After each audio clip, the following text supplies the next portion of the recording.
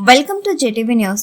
కుత్బుల్లాపూర్లో రోడ్డుపై చెత్తను విసిరి పారేసి వెళ్లిపోతున్న ఇద్దరికి తగిన గుణపాఠం చెప్పారు జీహెచ్ఎంసీ సిబ్బంది.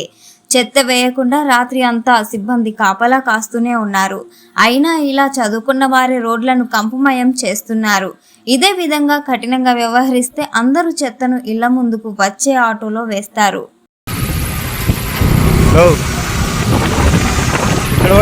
ఆటో రావట్లేదా మీకు? బండి ఆపండి, బండి ఆపా. వెళ్తురు ఒక 100 రూపాయలు ఆటోకి వేయడానికి ప్రాబ్లం. బండి తాగం తీసుకో కేశవ్, వేయొద్దా బా. మీరు 100 రూపాయలు ఆటోకి వేసుకొని ప్రాబ్లం ఏంది? ఏంది ఆటో పక్క పెట్టి బండి తీసుకొని ఆఫీస్లో పెట్టుకో. బండి ఆఫీస్లో పెట్టుకో.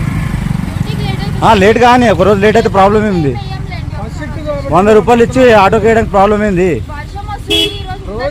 అసలు మీరు రోజు వేస్తే కదా మీకు తెలిసేది 100 రూపాయలు ఇవ్వాలి ఆటోకి వేయాలని చెప్పేసి. ఆటో ఎవరు వస్తారు మీకు? ఎక్కడ ఏ కాలనీ ఉంటారు మీరు? ఎక్కడ ఉంటారు? కుత్బుల్లాపూర్లో. ఇదంతా కుత్బుల్లాపూర్. ఎక్కడ ఉంటారు కుత్బుల్లాపూర్? ఏ కాలనీ? బండితలం తీసుకోవా, దిగి తీసుకో ఆఫీస్లో పెట్టుకో. కానీ కానీ కానీ లేట్ అయితే ఒక రోజు అయితే ప్రాబ్లం ఏముంది? ఒకరోజు కాదు కానీ అబ్బా, ఒకరోజు లేట్ అయితే ప్రాబ్లం ఏముంది?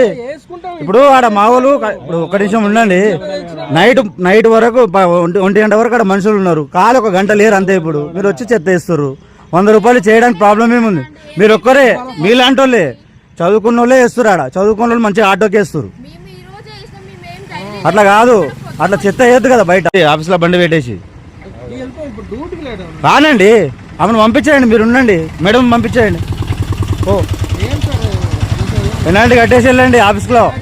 ఒకసారి పెనాల్టీ కడితే మీకు కూడా భయం ఉంటుంది. ఏం చెక్ చేయాలా? ఏం చెక్ చేయాలా? అబ్బా కారు పక్క పెట్టండి, బండి పక్క పెట్టండి, బండి పక్క పెట్టండి.